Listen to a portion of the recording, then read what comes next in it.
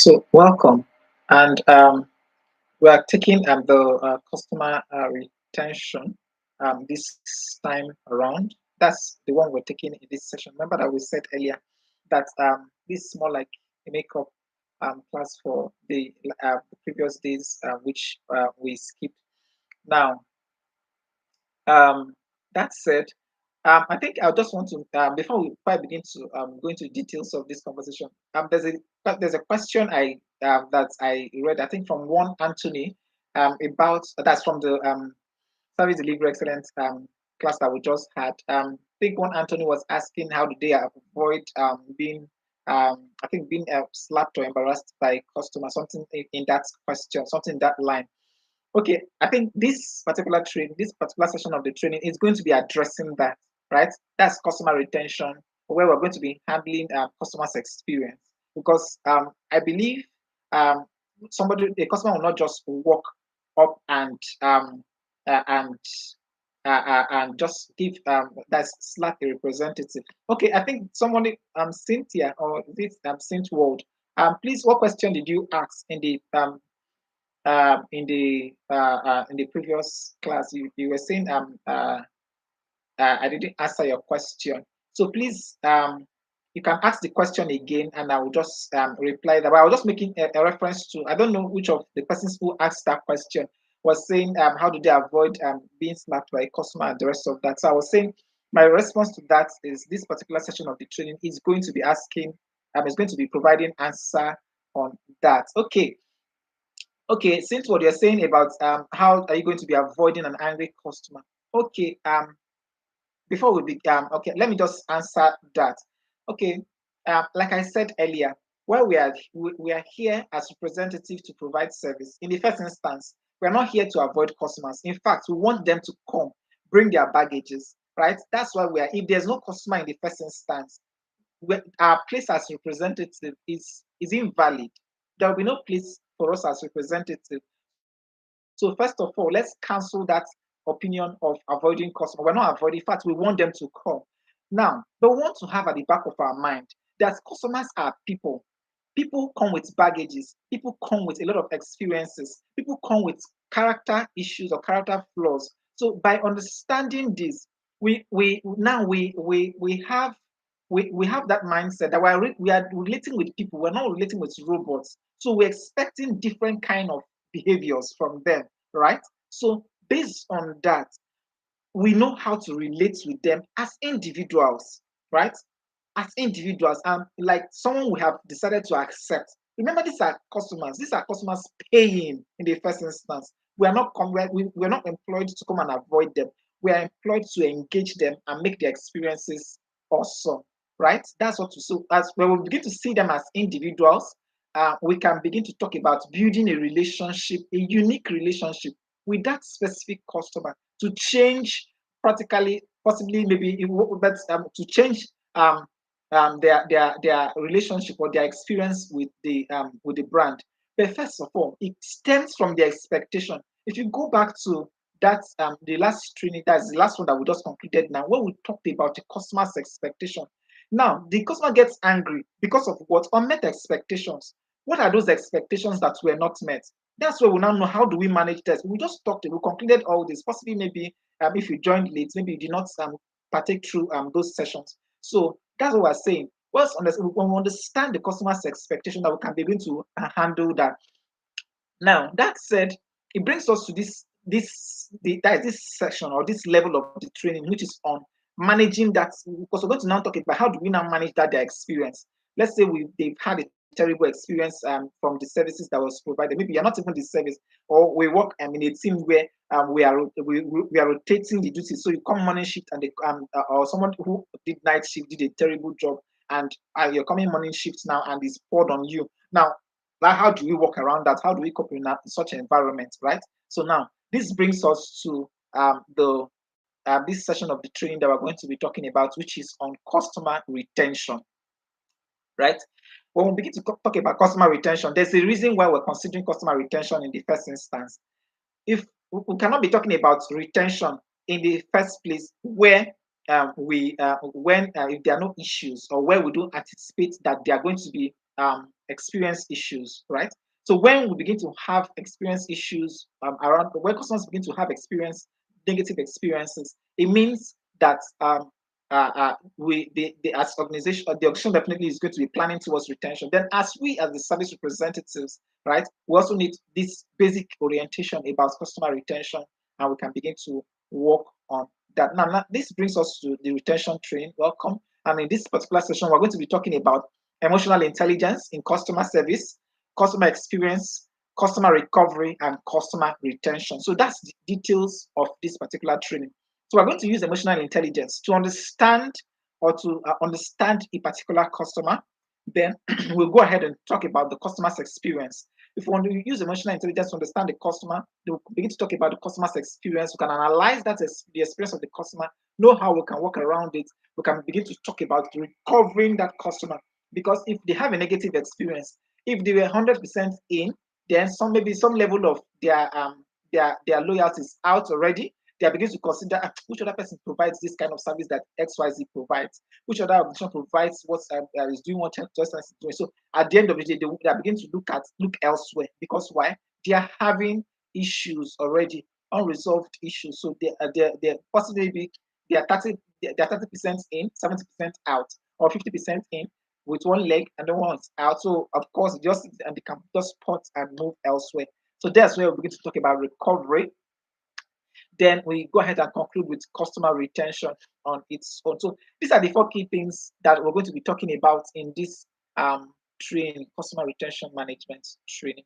Okay, that said, now let's talk about emotional intelligence. Let's start with emotional intelligence in customer service. Now, what exactly are we doing with, like, what exactly, how does emotional intelligence come into customer service, right? Now, emotional intelligence on its own is the ability to recognize emotions, right? Discern between different feelings, label them correctly, right? In order to achieve a certain objective.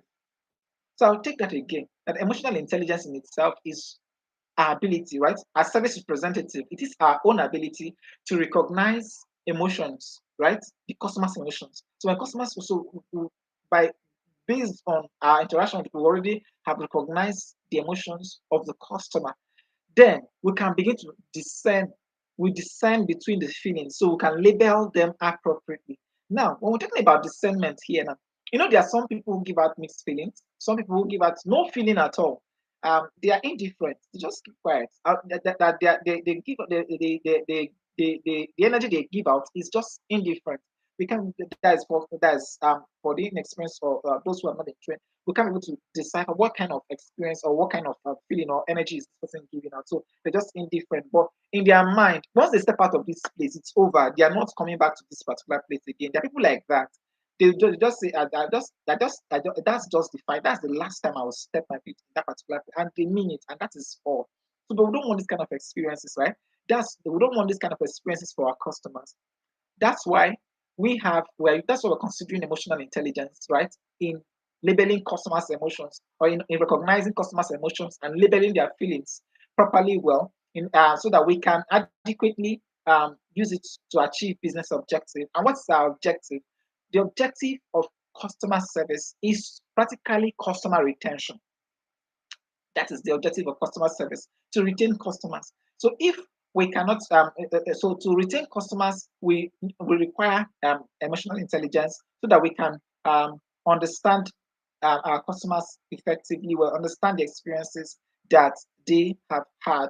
Okay, now another dimension of emotional intelligence. Now another aspect of emotional intelligence in customer service is so that we can that's the essence of considering it, is so that we can use it to guide the thoughts of the customer adequately. Now, what do we mean by guide the thought? It's not like we're here to start playing mind games with customer. No, that's not what we're talking about here. Practically, what we're saying is we're here to when a customer is already angry, so we're using emotional intelligence to guide the conversation so that we don't get the person even more infuriated in the first instance, right? So when the customer is angry already, or they have a terrible experience already. So we don't want to ask questions that will infuriate, or we don't want to say things that will infuriate the experience, or that will infuriate the customer more. So we want something that we're going to be doing that we can. So that's what we're talking about, guiding their thoughts. So we don't want to make the customer feel, oh, like, what exactly are these people doing here? Are they playing, or do they take me for granted, or those kind of thoughts? We don't want them flying to the mind of the customer. So we don't want it to walk away. Remember that we're saying the ultimate aim of customer service is customer retention. So that's that. Okay. That said, let's go ahead to talk about um, customers themselves. Consider that's when it comes to emotions. Considering angry and as well as irate customers. Of course, if you check, we're not discussing about happy customers. If we have happy customers, of course, there's all we just want is for them to practically be happy. So we just don't want to start considering that. That's not much of an issue for us. What we're considering is here about the angry customer and as well as the irate customers. How do we work around an angry and irate customer to converting them to becoming happy customers again? So first of all, who is an angry customer? Of course, these are customers who review their emotions, who communicate their emotions, and their emotions are there's a feeling of strong displeasure, of usually leading to an infuriated outburst, right? So communications from customers, once they begin to reveal or displeasures, feelings of displeasures or unsatisfaction, it means practically that the customer is unhappy and they're angry with whatever it is. Possibly maybe it's a disruption, a failure to deliver on a service, possibly maybe a salesperson was unable to deliver, and now they are heading straight to the office physically, and they are reaching out. Of course, they are the first person that they're going to be reaching out to, is the customer service representative. So now it's going to be poured on you. Or take for instance, you finished at the somebody finished from night shift and did a terrible job, and you're coming in the morning, and this is just what you're getting. So now how do we? Of course, we're going to get to how we're going to be handling that. Then talk about irate customer. Now, the angry customer and the irate customer. In a nutshell, an irate customer is an advanced angry customer, right? The anger has multiplied now. That's what makes the customer an irate customer in the first. So they communicate a higher degree of upscaled anger and wrath. So at this time, it's a rage, right? They are very angry, and that's why you see there are some customers where we see we've had situations in the country where some customers even climb the counters. That's why in order to that's climb counters in order to express themselves, express their feeling of dissatisfaction, their feeling of resentment. Some customers have done that. Of course, it's against work policy because this time around they're not disrupting services. Of course, it's wrong, right? Right. So, but now we're talking about an irate customer. So but that particular type of customer is already angry, right? They are angry, and they at that stage, they are angry. In fact, they moved beyond being angry, and they become irate customers. So, is the for irate customers, they communicate a higher degree of displeasure. Okay, now we're going to be very much faster with this. Remember, all these are just makeup classes for the ones that was missed earlier in the week. Now, how do we then handle this category of customers? Now, remember the two people that we're considering, the two category of customers that we're considering now are the angry customer and the irate customer. So let's start with handling that angry customer. This customer who is now angry, right? So now, take for instance, they did a terrible job the night shift, and you are here in the morning, and all of a sudden the good morning or the person that walks in is like they're here for a fight. And what do you do as a representative? The first on the list you're going to be doing is just listen to the customer, pay close attention, pay attention to their emotions, right? That's what we talked about. Started off with emotional intelligence. So pay close attention. If you are dealing with customers, if as a representative you are dealing with customers, and there are basic things that would that bring customers in contact with representatives. Either they are seeking new services or they are seeking solutions. That is, they're seeking assistance or issue resolutions. So these are basic issues, right? These are the basic things that connect that there are new customers who are seeking to get um, make inquiries about the product or service of the organization, or they want you to guide them through, or they actually have issues that they want to resolve. So now, taking it for instance that these are people who want issues resolved. Now, they possibly maybe they were promised that this issue is going to be resolved in 24 hours, and this is 72 hours. Somebody else who promised them that 24 hours, or based on the company policy, 24 hours.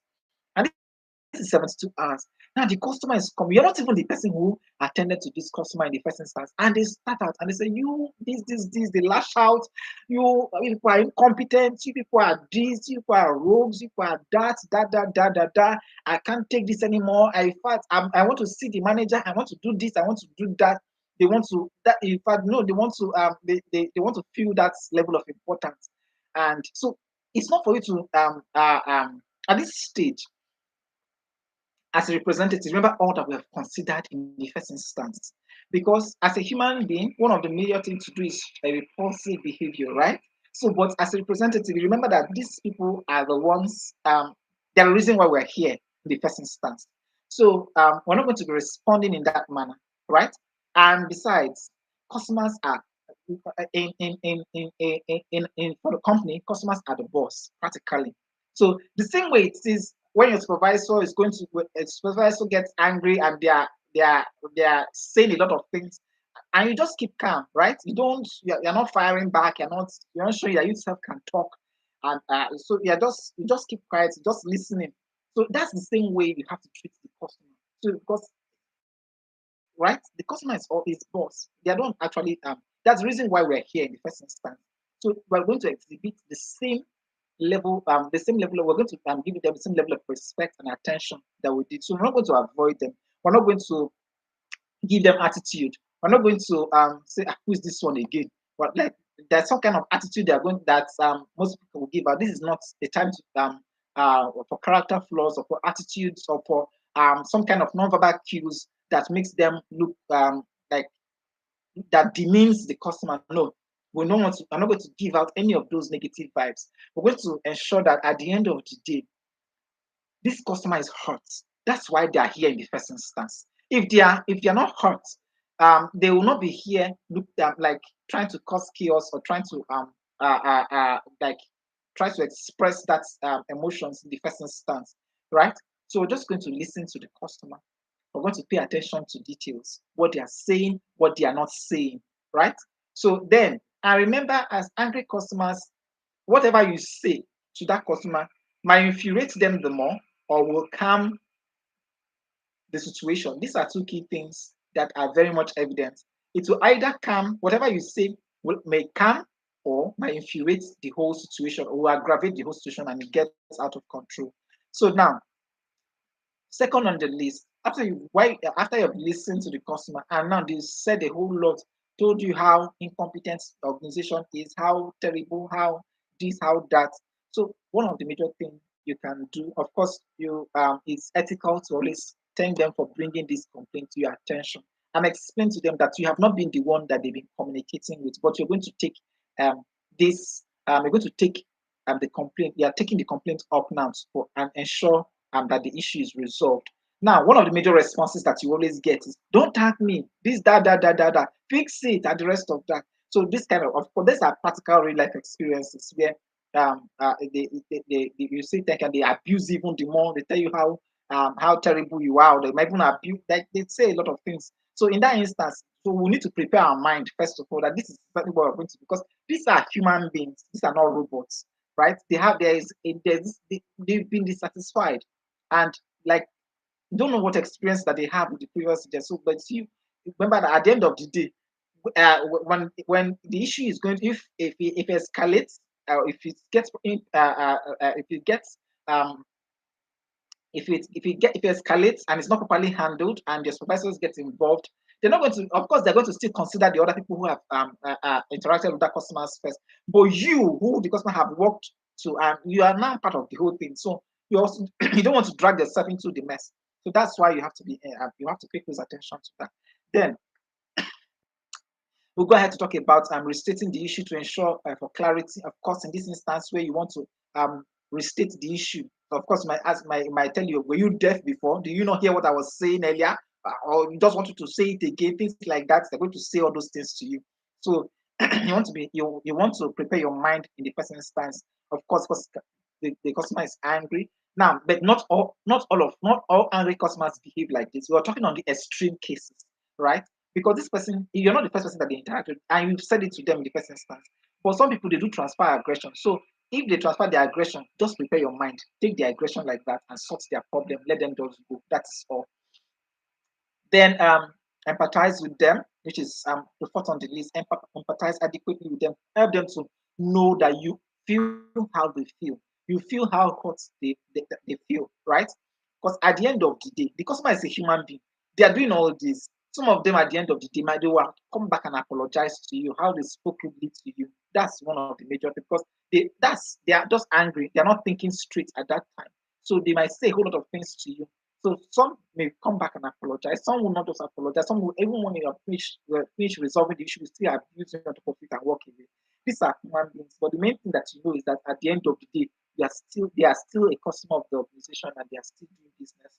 That's the reason why we're there. If they move away and they stop doing business, there's a problem, there's an issue. Our relevance to the organization is already reducing and we don't want that. Okay, so that said, now outline the issue resolution, how you're going to solve the problem. So you just outline them, let them understand how the issue is going to be resolved and the timeline, of course, that it is going to be resolved, which is the next one that provide a timeline.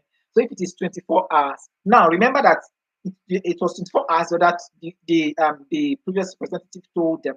But now, before you begin to issue out a resolution timeline, find out why did the issue not get resolved in the first instance. The person who attended to it, why did they not resolve this issue in the first instance? If this issue is resolvable in 24 hours, why was it not resolved? All these things. If you can be able to make all these investigations handy, it makes it can help you build your case and you can talk to the customer and they will understand, okay, this was what was done. This was what was not done. Yeah, this is what is left to be done. So they know that it's not that they were taken for granted and the rest of that. So you carry them along. Then, because a lot of time has already been spent, just let them know that you're going to prioritize it. And since it's 24 hours, just tell them that, like this time around, you know that you told them 24 hours before, and but this time around, you are giving them your word that it's going to be resolved because you know that this time you are going to get it resolved. Now, remember that this is an angry customer. This is not just a normal inquiry. This is not just a normal inquiry that's for the first instance or a normal encounter.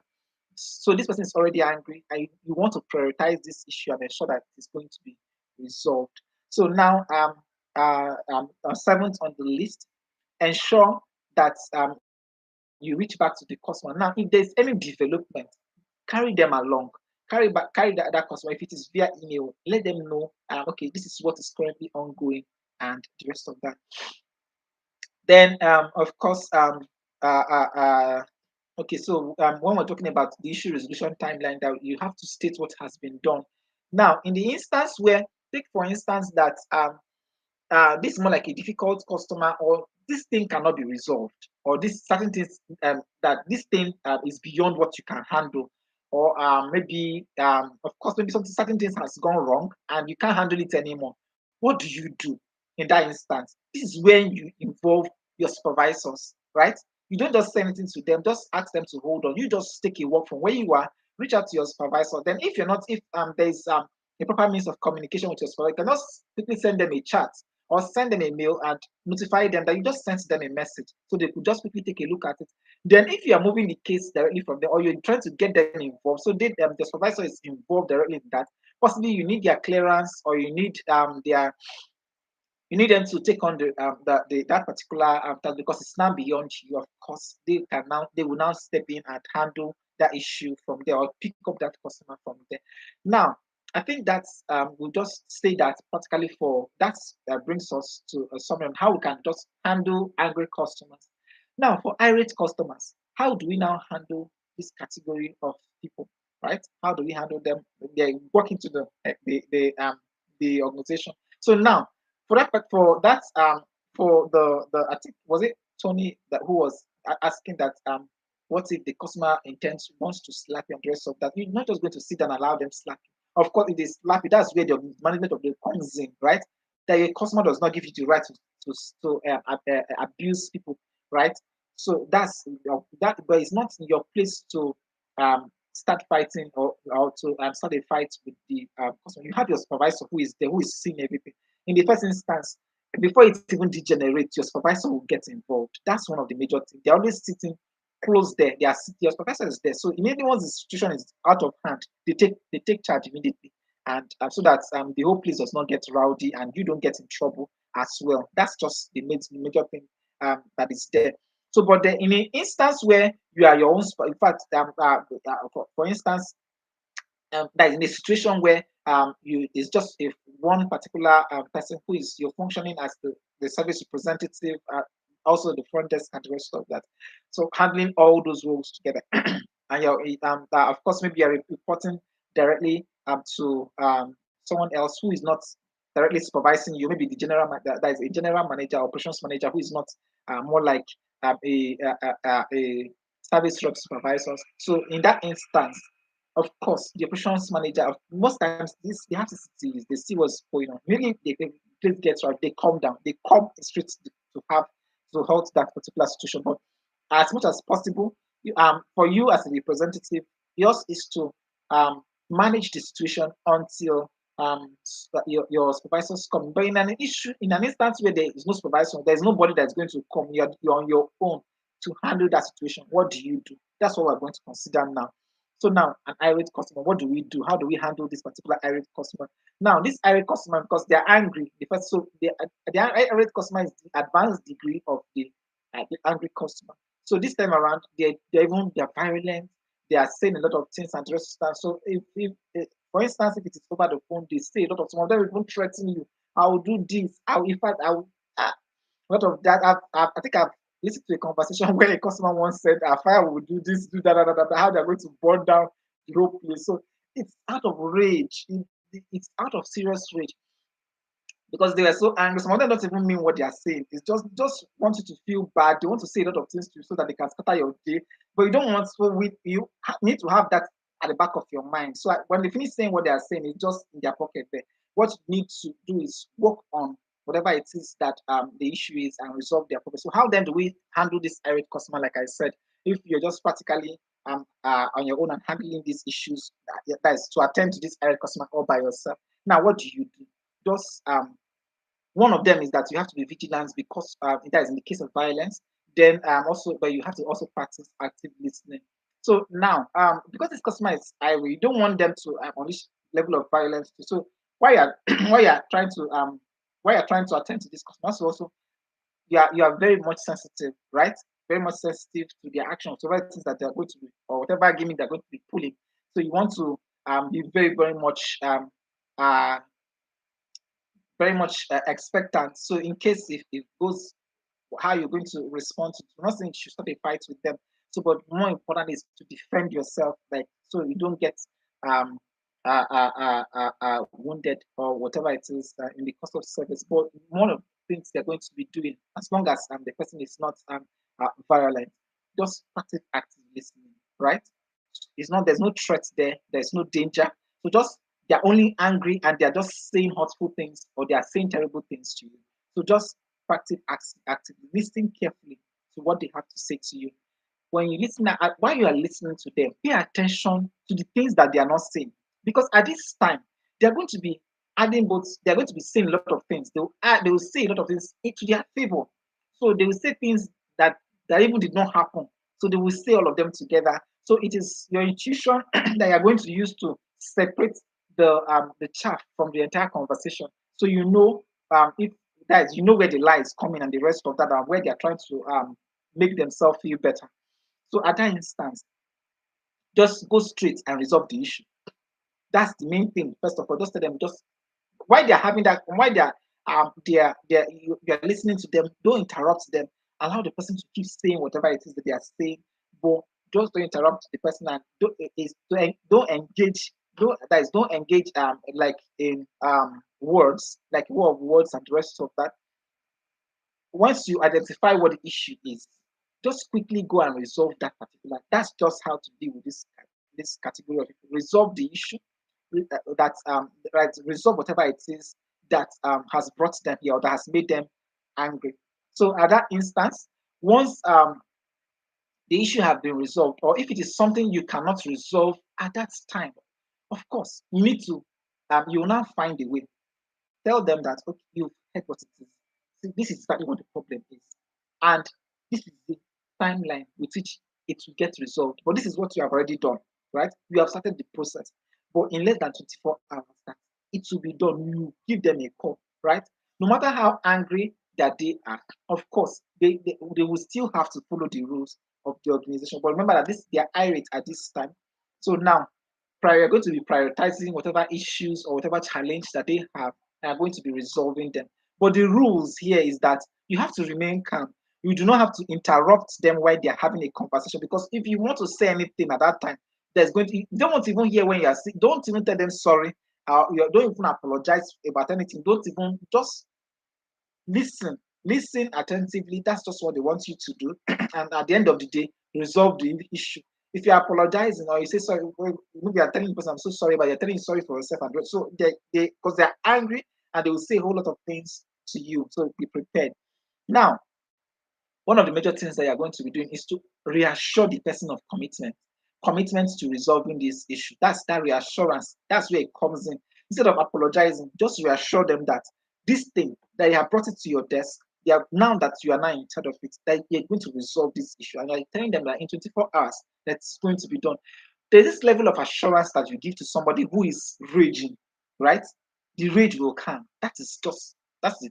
So you started this thing. You've identified what the problem is. Now you're giving them an assurance that this thing will be resolved in 24 hours. You've already started. This is what you have done. This is what will be done. And at so time, it is going to be resolved. For in less than 24 hours, it is going to be resolved. There's no, except they are just not troublemakers. So in that instance, of course, that's where the management comes in. That's whoever it is, maybe the operations, who is leading the operations, they definitely step in to manage that situation. But in that instance, where of course sometimes maybe the particular one where you're posted to, you have to handle everything by yourself and resolve that issue. So, like I just said right now, when you identify the issue, address the issue, reassure them of your commitment to delivering on this particular thing that they have just brought to your attention, the rage is going to come. That's just one thing that has worked um, consistently. Of course, there are going to be exceptions. Like I just finished saying that some people are just natural troublemakers, and they remember that we're dealing with people here, so they just want to say, okay, yes, so that they can always brag about it. That when they had this issue, they went to the branch, they did this, they changed it for them, they did a lot of things. They want to brag about it. So with the people like that, they are actually not after the solution. They're actually about creating a scene. That's just what they came there to do. So that's where emotional intelligence comes in. So you just these ones want to just create a scene. So but you just find a way to manage it. That's just what we're talking about here, where intuition comes in. You're not just following one script like a robot. Their essence is you're being creative, you deploy creativity to issue resolution per time.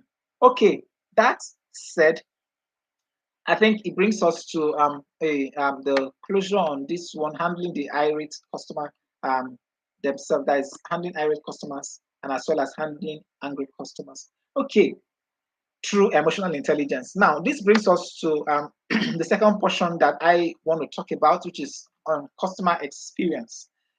Hmm.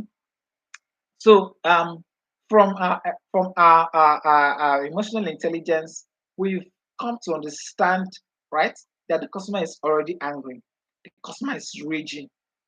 Like, how do we now mind? What do we do about this experience that the customer now has, right? Because okay, so it brings us in this module. We're going to be talking about that customer's experience. So we'll also talk about how do we now measure this customer's experience. How do we even get to understand why their experience or why they had such experience, right? So the questions that we need to ask to understand why in the first instance. Then we'll go ahead to talk about the evidence of good customer experience. Then the steps to improve customer experience. That said, let's go ahead quickly to talk about customer experience. So it's customer experience in a nutshell is an interaction of a, is an interaction between a brand and the customer. So how a brand, that's the interaction or the experience that is generated between the interaction of a customer and a brand is what we call customer experience. So that's experience or that interaction between a brand and the customer is what customer experience in a nutshell. And this forms through, it could be over a period of time, or it could be through the lifespan of the business relationship of that customer, right? Please, your questions always stay write note your questions. We're going to be taking them towards the tail end of the training. We'll take it at the end of the day, at the end of this session of the training. We'll take all the questions together, please, and I need it to come in handy. Okay, now let's go on to still talking on customer experience. So now, customer experience in secondly, that's trying to give another aspect or another perspective of what customer experience is all about. Customer experience is the overall impression that the customer now has, the overall impression that has been created in the mind of the customer, right? That overall impression of a brand, right? That is what customer experience is. So their experience builds over time based on their impression, based on the impressions that they've had. And impressions will stem from the service representatives, from the services that are offered, or the products itself that are offered. So these are and even the processes and the systems, all these things are where the impressions will stem from, right? I said the impressions will stem from the representatives, will form from the products, the services, the systems in place, the systems to customer service or the systems to product and service delivery, right? All this will form the customer's experience, right? All these are what forms customer's experience. So I think that said, let's go ahead into the next one. Okay, so now how then do we measure this experience of a customer? Of course, one of the major ways is through surveys. From time to time, though technology these days, technology has improved the measurement of customer experience in a very great magnitude, so such that if the customers themselves are served through technology, of course, the same technology is leveraged to gather their experience.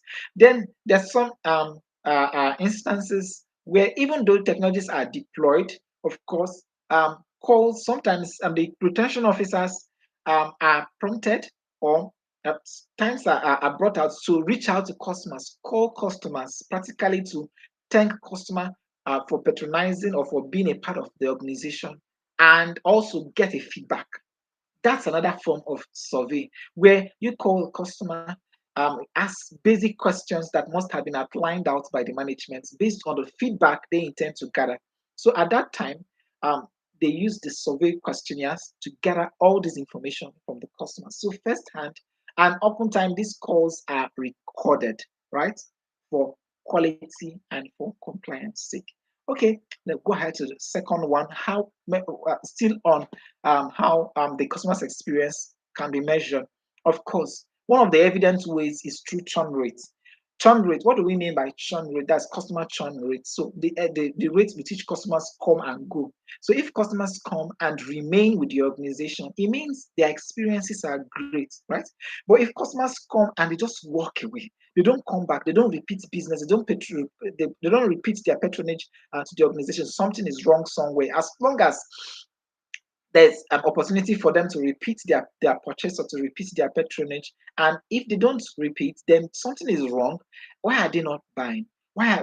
Where else do they go to? Right.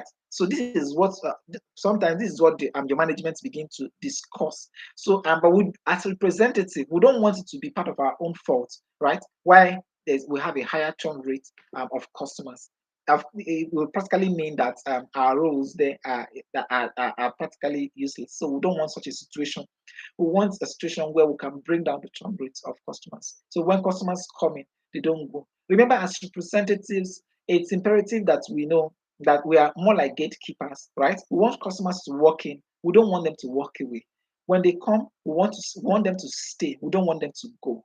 That's it. We want them to be happily to stay happily with the organization and to continuously patronize us. So that's what we want them to do. Then exploring customer journey analytics. Of course, this is what the management will always do, but it's important that as representative that we know when we hear words like this, we know what it means. So of course, for instance, if this practically means where technologies are deployed, right, to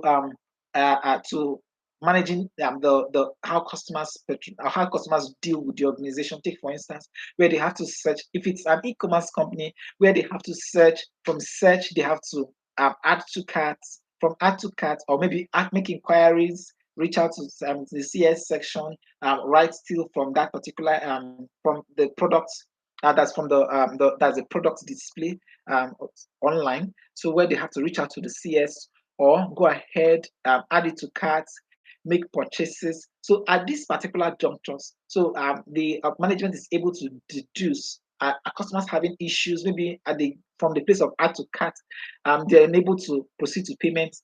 Possibly, maybe we have a lot of people who, after adding to carts, they are not making payments. So we want to find out. Of course, that's where management comes in. So we're not giving so much details about this. At the end of the day, management know how they get this done. So, but we don't just want to be novice when we're hearing conversations around customer journey analytics and the rest of that. Okay, now let's go ahead to talk about the next one, fourth on the list, in measuring customer experience, which is reviewing customer satisfaction scores. Now, this customer satisfaction scores is where customers score you or rate their experience with you who are representative, right? So as representatives, when we finish attending to customers, they rate what we do, right? As retention persons, as retention customer retention persons. Of course, sometimes when we even we make those calls, we want to ask them, okay, please, can you just rate our services thus far, or rate my service or my interaction with you thus far, and they can rate it. Possibly, it might be on a scale of 1 to 10, or it might be on a scale of 1 to 5. It all depends on the skill the organization decides to use.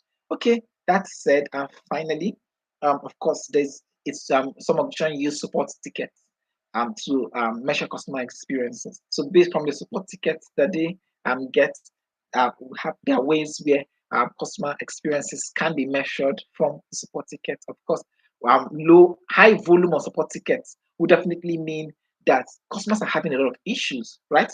But with their low volume of support tickets, it means that there are less issues on the platform, and customers are having a greater experience.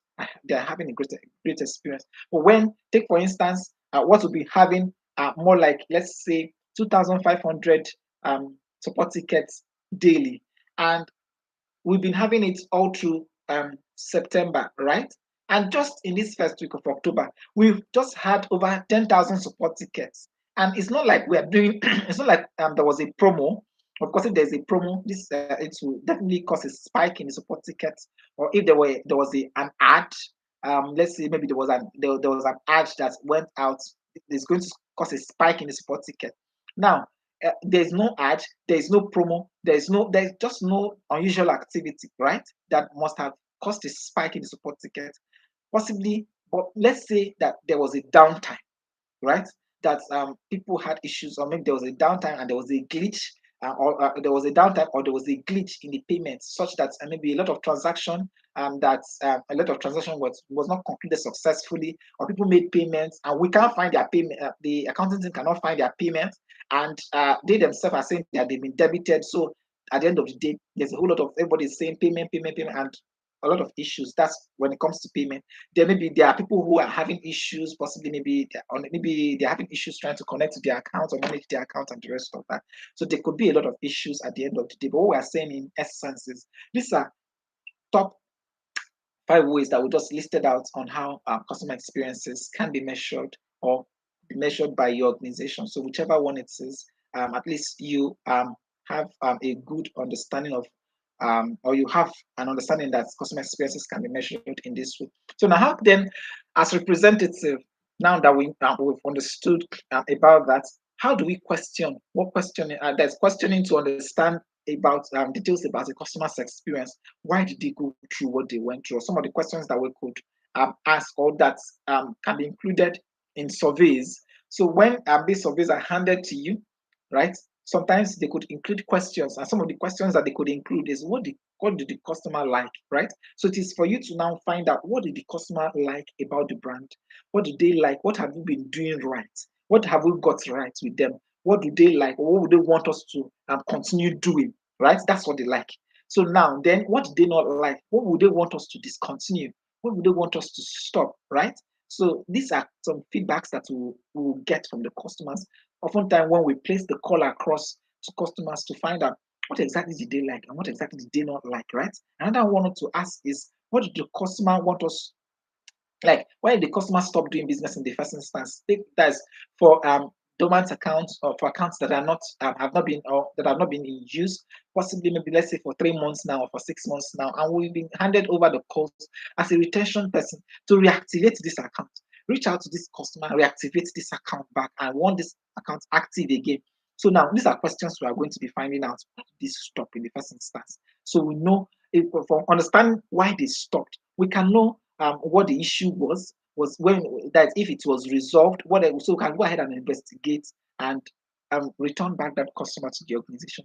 Then another question on the list is, what is the customer's that is category, right? When we begin to classify customers and the rest of that as the persona of the customer, we can properly profile the customer and know how we can handle such customers, because all customers are not the same, even though they practically help the organization make revenue or make profits. So, but all customers are not in the same category.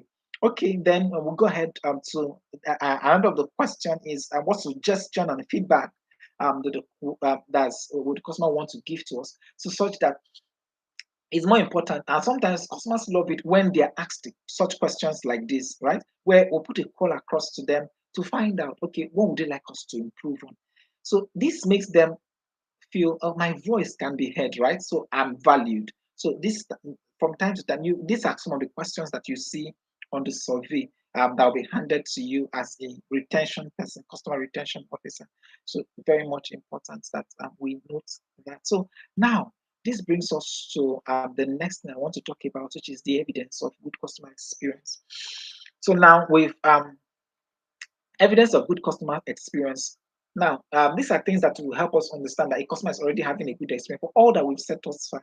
I don't need to elaborate so much on this because it's obvious. We can even deduce that, okay, a customer is having great experience. And when we say a customer is not having a great experience, remember we just talked about an angry customer and an irate customer. So if they are not even in the angry or irate customer, it means practically they will be having they are having a good experience. But there are some customers, they're just in between, they're just there. They are never angry, and they can never be irate. They are just there. You provide a great service, they are just there. You don't provide a great service, they are just there. They're just there. They will not say anything, but until when they are fed up, they are fed up. That is the end. They will never use that service. They will never use that brand again. So there are category of people like that. That's the individuality of people, right? They will- they barely complain. They don't even say anything. And sometimes even the high classical customers often fall in this category. They barely complain. They barely complain. And by the time once they make their decision, it is final. You getting back those customers would a lot the auction will have to make certain moves, or will have to make certain shifts to ensure that these people come back again. Oftentimes it comes from a lot of incentives that can be given to ensure that these people come back. Okay, that said, let's go ahead to talk about the evidence of good customer service. Of course, when we keep having, so as organization, as representative, we know that, oh, we are having new customers coming in. That's an indication that we are doing well, right? That our customers are having good experience. That might not just necessarily be that, or that's because they're having a great experience. It might just be a very good PR from the organization. It might just be a social media team are just doing excellent, that they're doing an excellent job. But one of the major things that we want is that we are having a repeat. Once we are having repeat businesses, it means that's an evidence that as long as we're having repeat businesses, these people are having good experience. But that's not a guarantee. That's not a 100% guarantee. Most of us have used network and data service providers who, of course, let's say in February, maybe there was some like some few days it was WAP service, then it improved, it flopped again, it improved, it flopped again. It's still in the works, right? But we're just there. Sometimes maybe because we are just there because we've not found a better alternative, or because maybe we have some incentive that has kept us. Of course, that's where loyalty comes in, because we want to talk about the customer loyalty, where so we have some incentives that has kept us in the first instance. So those are that. Then let's just quickly run, please. We barely have time. So um, the next one talks about, of course, building brand loyalty, positive reviews and appraisals and feedbacks that is from other people. Once there are positive reviews, we're getting positive reviews. Maybe you go on our, maybe if it's an app, we have an app, and on the store we're having positive reviews. On our website we're having positive reviews, and the rest of that. That's a way of that we're doing great as representatives. Then we'll talk about increased customer retention. In the first instance, our customers are retained, as I said earlier. Repeat businesses, we're having them repeat again. They are repeating their patronage, but we're having them as one of where we have the business is supposed to be like a repeat. So then something is wrong. Why are they just doing one of them? If they're doing one of them, we're not providing good services as representatives. Okay, that said, let's go ahead to still on. Okay, I'm taking the last one. Let me take the last one on that evidence of good customer experience, brand advocacy, referral and recommendation. We've discussed this earlier in the service delivery excellence, so I'm not going to take that again. Let's just skip that. Let's talk about now the steps that we can take to improve a customer's experience in the first instance. So, what steps could we take to improve a customer's experience? Now, a customer who have had issues or terrible experience, possibly maybe with the other representatives, maybe in the other shifts, before they come to you. So now, what steps can you take as a representative?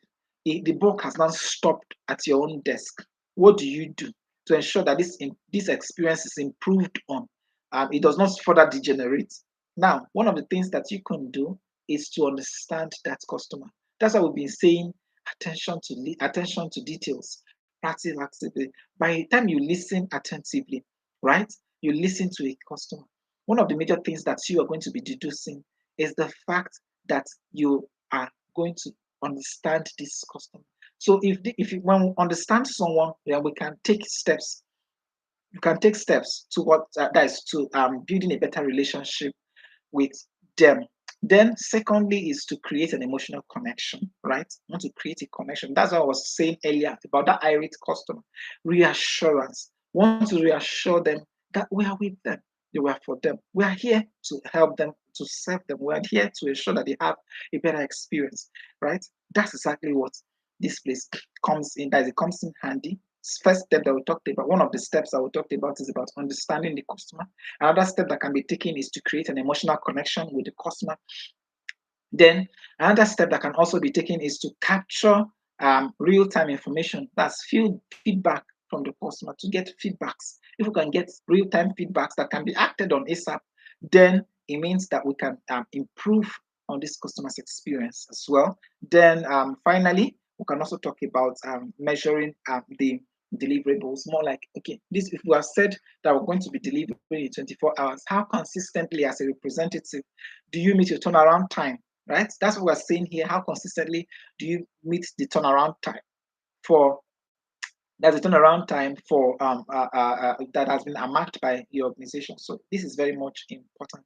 And that said, it brings us to a close of this particular section. So in this place, we've talked about two key things, two key subjects in this section of the training.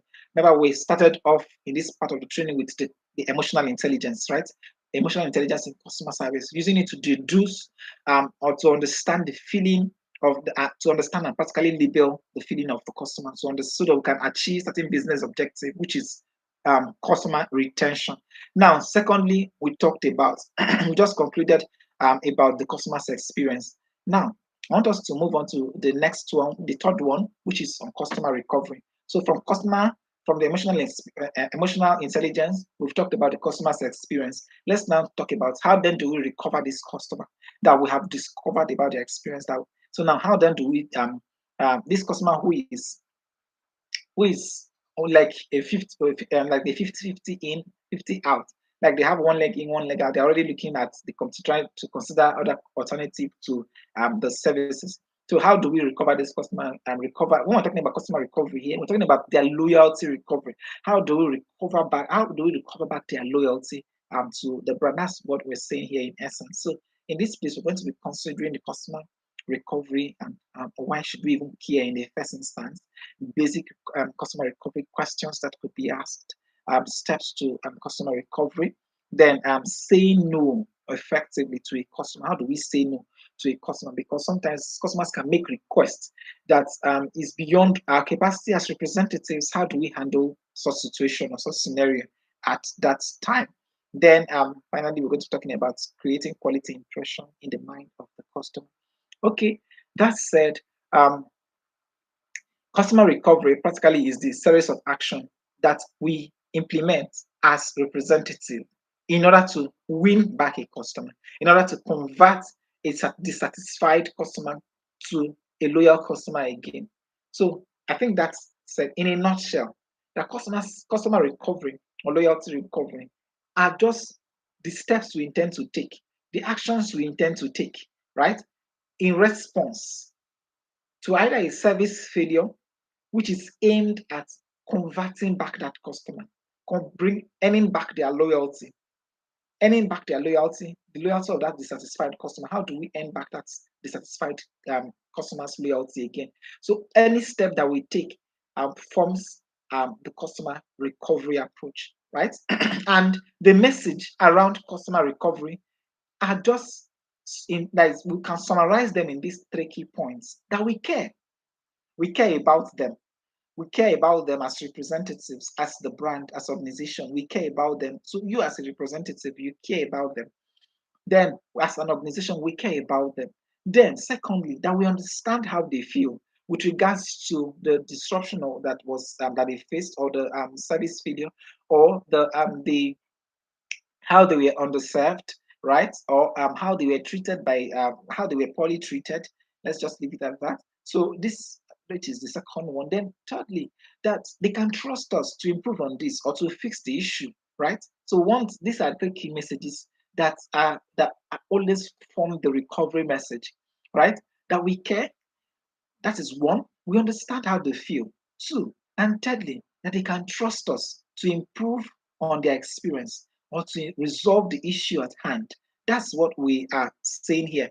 Then it takes us to questions that can help us understand that is about the customer's recovery process. Now, to correct wrong impression. Now, why do we even do customer recovery in the first instance, right? Why should we bother about customer recovery? As representative, we need to understand this. I've said this earlier, that if they're not customers, there will be no need for representative in the first instance, should which is a priority for us. That if once we have customers, then our places are secure, right? So it means that the wrong impression. One of the major reasons why we are there as customer retention people is to correct the wrong impression. Now, because for every experience a customer gets, they have an impression of the brand. An impression of the brand is created. Now, if they've had a a positive impression thus far, they've had positive experiences, it means they've been having great impressions of the brand. The very day they experience a negative, they have a negative experience. Okay, just say it's one of those things. It's just one of those days. Maybe you could just give them so and experience it again and again. It becomes what is going on. This is not how I know these people to be, right? The impressions are beginning to change. So that's what we're talking about. So customer recovery aims to correct that impression. So aims to correct the impression that's the cost that we that's the service failure or the disruption that they noticed. That's not who we are. That's not how we are. That's not how we do things. But these are things that play out. even on the cost of service delivery. But we are committed towards improving that impression, to changing that impression, right? That's what we're talking about here. That's what customer recovery is all about. Then, customer recovery is to prevent churn. It's to prevent the customer from walking away, from moving away. Okay, since these people are not serious, I should just go elsewhere. No, that's not what we want them to stay. So, customer recovery is about bringing back that customer. Then, thirdly, we'll talk about to improve the customers, that's the business relationship between the customer and the brand. That's what customer recovery does, to improve that relationship. Because before they go, sometimes that's what I was saying about there are some customers they're just there, they will not say anything, but by the time they make their decision, it's done, it's done. They are, in fact, they are done and they're not coming back. That's it. So for them to get be recovered back, certain things have to be done for them to come back to the organization. But that's that. For some who will readily air their views, because that the angry customers, sometimes they are most times those ones are even easy to because they're always telling you, they're always in your face trying to tell, they're always seeking impression all the time. So it's easy to even manage such customers and resolve whatever issues there are with them. Okay, now let's go ahead to talk about the basic customer recovery questions that could be asked to help us, who are the recovery or the retention officers, understand how to deal with them. Okay, now, what can we do to regain your confidence, right? So, because now, this, if someone had asked you such a question, it means there have to be some level of relationship, right? If somebody is asking, maybe if let's say we have a network service provider, and maybe we've been using, let's say Green Network with us, or we've been using no, let's say we've been using Purple Network, right? Purple Data Network, and Purple Data Network has been providing um, good service all along, and all of a sudden it gets so bad, bad, bad, bad, bad. Like consecutively, like for the past 3 months, I've been subscribing and just been wasting, wasting, wasting. So I just moved. I just said, I'm done. I cannot continue to be spending. In fact, I cannot continue like that. So what do we now do? How do we gain back your confidence? Right?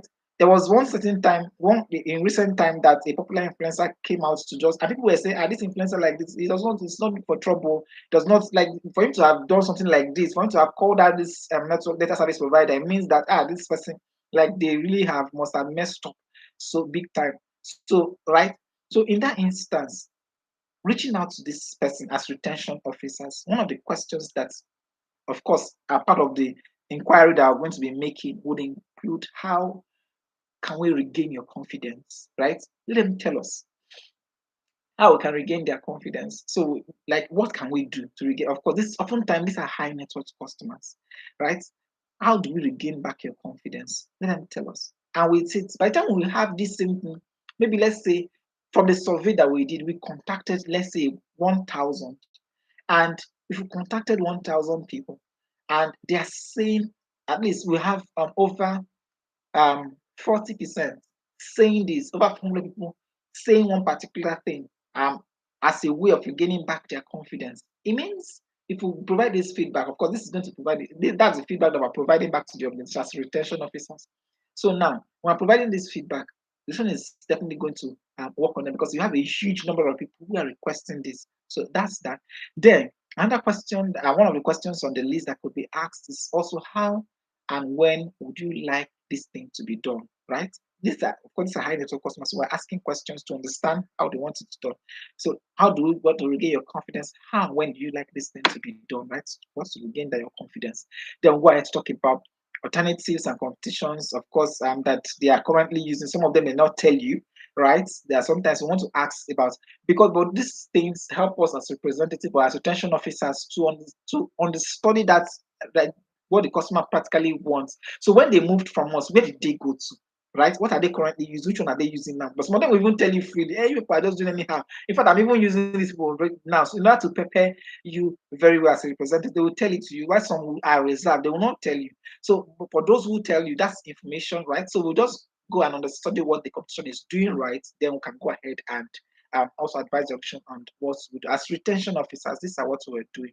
Then we'll go ahead to talk about what are the better ways of That's what are they doing better than we're not doing? Of course, these are things that we can deduce by ourselves. And if they will patronize again, of course, if we are able to get their confidence back, they would want to patronize us again. Now, that said, initiating the recovery approach. Now, how do we begin to initiate the recovery approach? We're going to first of all apologize. We're going to apologize for the experience that they had that was not great. Then we're going to review all that we have just discussed about with the customer over the telephone. Then we're going to fix it. Then we're going to follow up, reach out to them, and ensure that, oh, this will resolve the issue. Hope you've tried it out. So when I will say, I'm no longer trying anything else, and so, but the persistence in it, right, will help them come back and use it and try it out and see if we're telling. So we'll then have persistence as recovery officers, telling them about what we've done thus far. Let them come back and use that account. Because it's we've been given this target to reactivate back this account. This is what it is. So as it's given to you is a task for you to win back this customer. So these are ways that we can help them, that we can win back this customer. And when we have won them, we document properly what the issue was, what we did right. Then at the end of the day, that we won as retention officers, we brought them back to the organization. So these are 5 key steps to recovering that customer. So when we are given a task as retention people, right, to win back these customers or to reactivate a dormant account. So these are the things that we just discussed about. Okay, that said, now coming to the issues before we summarize in this particular section, coming to the issue of managing no or saying no to a customer is very much important. So we say no rightly, right? In a way that the customer does not see, are you sure that this people can do what I want them to do and the rest of that? We can say no, we can say no in such a way that yes, the customer will still remain with us, but we don't want to say no in such a way that they will walk away. So based on their request. So now when customers are making some requests, possibly maybe it's outrageous or beyond what we do, if it's not within the company policy or it's against the company policy or based on whatever it is that the customer is asking. So of course we're using intuition, we're using our discretion. At the same time, we're not robots in the first instance. Okay, so now one of the things that we're going to do, we're going to first of all, based on the request, we want to ask for clarification. To understand that request, don't assume that you've understood it. But the customer says something, and you assume that you've understood what the customer is saying in the first instance, but we didn't, right? So as retention officers, right, we need to understand what the customer is saying by doing what? Asking for more clarification, asking questions, so we understand them very well. When we've understood the customer well, then we can go ahead to provide our own honest response. So now, secondly, is what we are going to be honest enough to explain to that customer what we can do and what we cannot do. It is far better than telling a customer, yes, I will do it. Yes, you are saying yes, yes, yes. And at the end of the day, you did not do anything. It's going to be much more. So but it's better that we're much honest and tell them this is what I can do, right? Versus what by saying, no, we don't do it here. This is not what we do here, or that's not how we do it here. The rest is that. So be honest enough to tell them what you can do or what we do here or what the company policy allows for, right? So that's what I was saying. Then, of course, we're going to use positive language. We're talking about positive language and positive expression here. We're optimistic, right? We want to that sense of optimism, then and as well as that positive energy, not like no, this is not what we do here, and rest of that. So at the end of the day, we want to remain positive. So even if they have other requests, they can still talk to us. So even maybe if this particular request is not within the company policy, it's not something that we can do for them, right? But the things that we can do for them, we let them know what we can do and what is within the ambit of the company policy. Okay, then fourth on the list is to offer alternatives, right? So if customer have requested for XYZ and XYZ is not within the policy or it's not within what can be done, then is ABC within the policy? If ABC is readily available and ABC is an alternative, let us, so what we'll do as retention officers is to offer ABC. Say, okay, XYZ is not readily available, but ABC is available. Will you? They are still the same thing. So we see this a lot. Practical places where we see this happen are in malls, where in shopping centers, where we go to buy a particular product, and a representative is standing right there to you and say, okay, you're looking for this particular one, or you're looking for this dairy product, but they're not readily available. We have a substitute that is just as good as that one, or it's even better than that one. So they sell it to you in such a way that at the end of the day, you forget about the one that you've come to pick and you're going for the alternative. So as retention person, that's what they are doing practically there. It's retention. They're trying to retain that particular. So you don't just walk away and look for the next mall to go and buy, right? What the retention officer practically did there is to ensure that they talk you into buying an alternative product that is as good as the one that you've been using. Of course, they have a very good understanding about similar products that are there.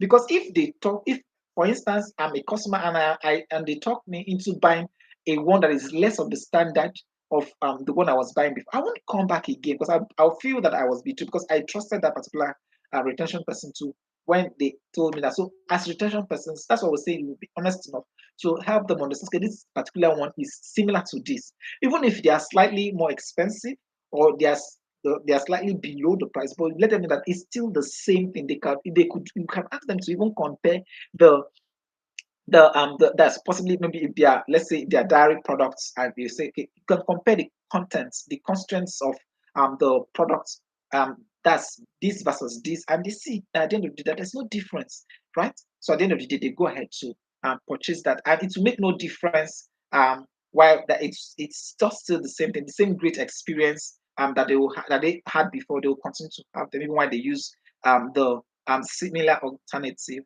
Then of course from time to time, from in that conversation, they get to know why you're making such reference to them. Okay, that said, please let's run. We're talking about creating quality impression.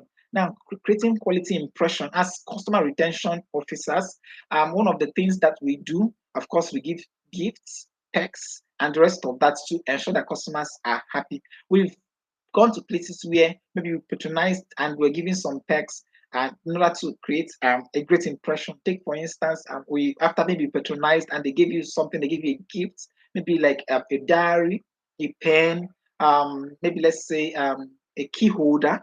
So these are small gifts, and at the end of the day, they created some level of impression, like saying thank you for patronizing us. This here's a gift for you, and just, so that's more like a retention. And so these are things that you're going to be doing more like. So we're going to be giving out small gifts, then send a thank you notes, of course, if it is via email, messages and the rest of that.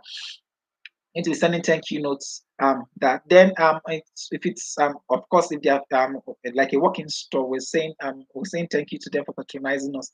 We're appreciating them and appreciating their feedbacks. When they will give us feedbacks, we thank them for their feedback.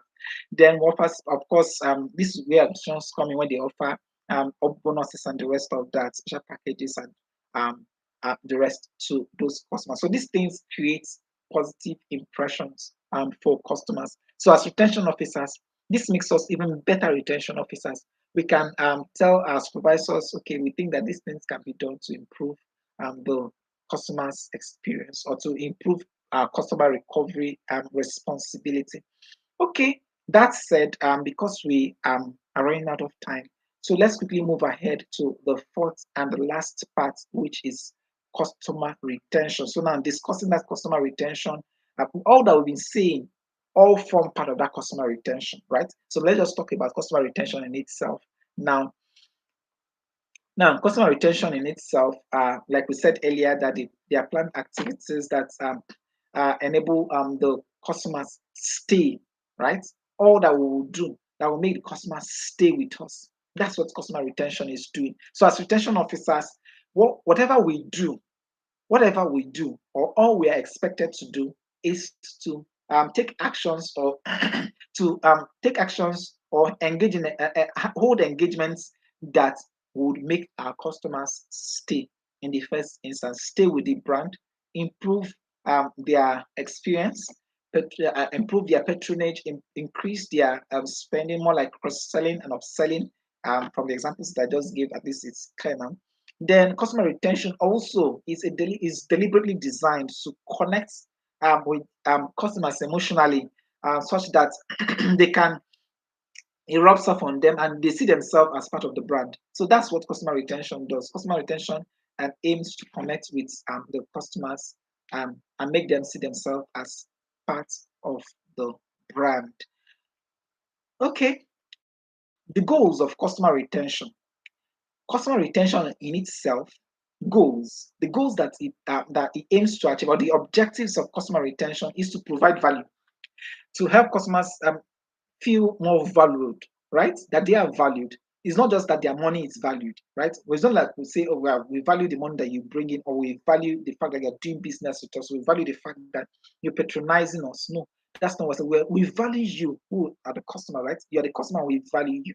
We value you. Yes, we value your business with us, but we value you. So now, how do we do that? Remember, we talked about the experiences, how we handle them in the first instance. That's customer handling processes. All those ones are what practically says. It's not just what we are saying. It's not by what we say. Of course, what we say also matters, but our actions. So both what we say and what we do all forms how the customer feels valued, right? By the brand. Okay, then we'll move on to talk about the second one, about the objectives of customer retention. It's ensures that the customers are willing to make more purchase. So if we have customers, or if our customers are retained, of course they make more purchases, right? They make repeated purchases, they make repeat patronages from the organization. So from time to time they still patronize us and not just going elsewhere. Then of course prioritizing.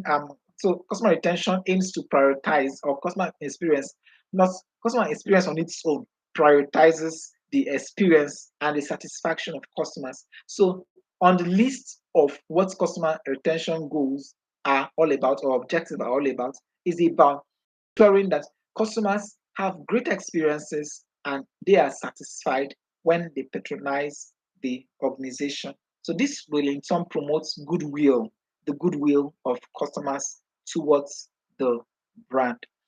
Okay, now, how then, how then, these are some of the things that we need to know, because if customers themselves are like, some facts about customer retention are very much important, because now, from the things that we've said, we've come to understand that some customers, they will not say anything, they will just walk away.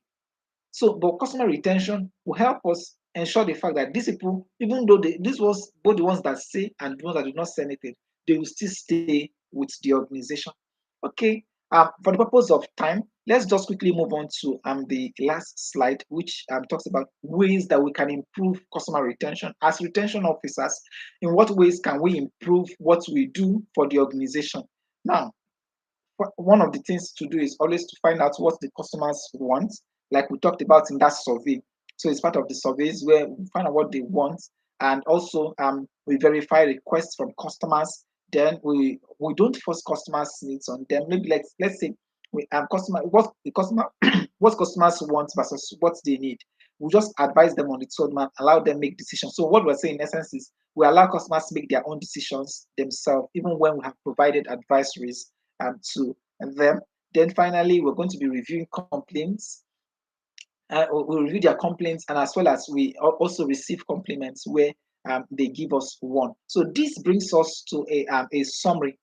This brings the entire summary of ways we can improve customer retention. We said was to find out what the customer wants. Then we also verify their requests before we process them. We allow customers to make their own decisions. Then at the end of the day, of not just allowing them making their own, but make advised and informed decisions. More importantly, there, please. Then finally, of course, we have to review their complaints to understand what we've been doing right, so we can continuously do that. Which brings us to a close on all that we've spoken thus far, right? So in this training, we've talked about that's in training on customer retention management. We've talked about the customer's experience, right? We've talked about experience management through that is we've talked about we've talked about the emotional intelligence, trying to use emotional intelligence to deduce secondly the customer's experience. Then we now went ahead to talk about how then based from the experiences that we've had, how then do we manage the customers, how then do we recover this customer. So we discussed also customer recovery, and finally we've talked about customer retention. That's understanding that is customer retention in a nutshell. So this brings us to a close from the four key subjects that we just talked about right now within the hour. So at this time, I would want to take questions right away. So do you have questions just for at least in the next 5 minutes before the final class begins? So do you have any questions that you want me to answer at this time? So at least I want to just take one or two, three questions thus far. So any questions, just drop them in the comment section, and I'll just take them right away. So questions want to go, please let them comment right now. Um, while I just do a recap of all that we've said thus far. So if there are no questions in the next 2 minutes or in the next 30 seconds to 1 minute, I'm going to be, of course, rounding up the class and ending the session so we can prepare for the final one. Remember, we just all that we are supposed to do all through this week. We've just done them in one day. Okay. Then says how do we answer customers with language barriers? Okay. Um, that's a great one. Okay, so now we'll talk about answering customers with language barriers. Take for instance, customers. Let's say customers who want to be communicated to in a local dialect or in a foreign dialect. If it's a foreign dialect, let's say it's a foreign customer, then of course, if foreign customers, the organization themselves, when they begin to have international customers, they prepare for. Of course, I have opportunities where we have French section and as well as Spanish section of customer service. So those sections were created for people to communicate with the French customers and to also communicate with Spanish customers. So the auction will take care of that. That's not for you as representative to handle. But now, when it comes to local dialects, and let's say as a representative, you are not good with that local dialect. If you are the only representative in that place, then you find a way to communicate with such a person. Possibly, maybe if there's any other person within the team who understands that local dialect, you can now go get such a person to assist you communicate with. But if we have a bigger number, let's say the one you be posted to, let's say we have up to 3 or 4 representatives.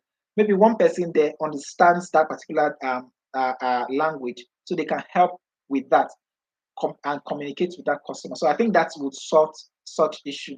Emmy, I think I have answered your question on that. Then um,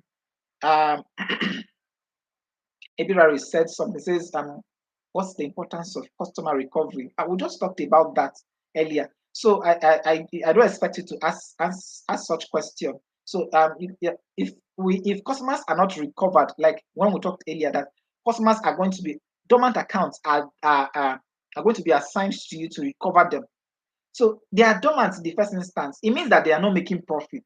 The auction is not making profit. So the importance of customer recovery is what profitability in a nutshell. Okay, let's go ahead to do that. It says, how do we initiate recovery approach? Please refer. You can go back and rewatch the video. I'm not going to we are done. We're about to get to the next person. If you want me to start going back to talk about the recovery approach, I just talked about the details about the recovery approach uh, from the slide. They are all there. So maybe just find some time and rewatch some portions of this training. It will help you. At least maybe you could some spots where maybe you stepped out. Maybe you could just get that. That's I'm talking to Grace Abayomi now. So please, maybe you missed that part where I talked about it. It's just there. I made list of I spoke on some things that the recovery approach that could be done. There's questions that are asked and the rest of that. The essence of recovery in itself that we do not just about your money, but we care. We can trust us to make a difference. Can trust us to. These are things I we just talked about more detailedly. Please find some time to go through and we take the training that I will just this particular one now. Okay. Um, wisdom is saying how do we tackle famous customers? Okay, famous customers in right way. Okay, when they are wrong in that. Okay, because they are famous. I believe maybe you're talking about maybe celebrity customers here. They are making reference to celebrity customers or people with influencers with large following, possibly on social media. I think oftentimes the best way to handle people like this is to deal with them privately, even if they do maybe they come publicly to come and call out. It's better that just there's always an acknowledgement note to that mail, but addressing that particular issue, ask them to send a DM or send them a DM. Ask them to open their DM and send them a DM directly. So you don't address their issue, even though they call that publicly, but you don't address their issue publicly, right? So that's one of the best way to address such issues on that. Even though they are wrong in that particular case, it's very much important that if based on their percent or whatever it is, or the notion that they have put out, that's what you're going to do a rejoinder, right? That's the one you're bringing out.